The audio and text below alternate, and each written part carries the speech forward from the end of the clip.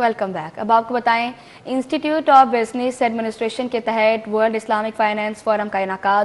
وفاقی وزیر planning and development Ahsan Iqbal نے کہا کہ پاکستان نے پہلی بار گرین سیوک جاری کیے جو اسلامک فائنانس کو مضبوط کرنے کا مظہر ہے۔ وسیم افتخار کی رپورٹ دیکھیں۔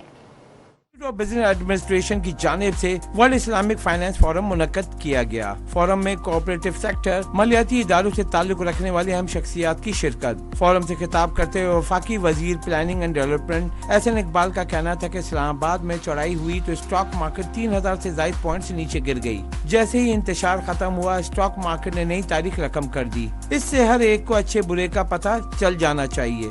اگر ہم نے اس ٹرن اراؤنڈ کو کنسالیڈیٹ کرنا ہے تو اس ملک کو امن، استحکام اور پالیسیز کا تسلسل چاہیے۔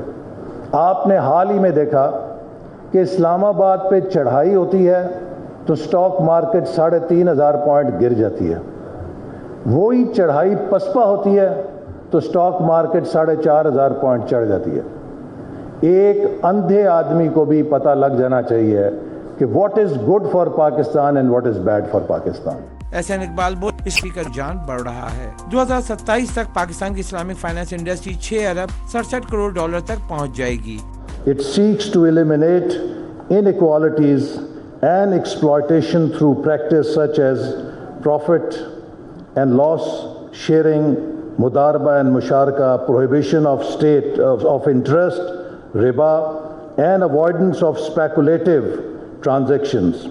This system ensures that economic activities are tied to real assets and generate benefits for society as a whole. Deputy governor state bank Saleemullah کا کہنا تھا کہ اسلامک فائنانس نظم و ضبط فراہم کرتا ہے، غیر ذمہ دارانہ سرگرمیوں کی نشاندہی کرتا ہے۔ The Islamic economic system, under the Islamic economic system, you would see that while the Qard Hasan will be promoted and it is being encouraged that we must give that Qard Hasan, but the commercial loans are prohibited.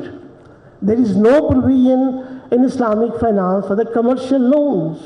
I cannot lend you money and charge interest on that. So these are there are checks and balances that are available in the Islamic economic system that checks that irresponsible behavior and attitude.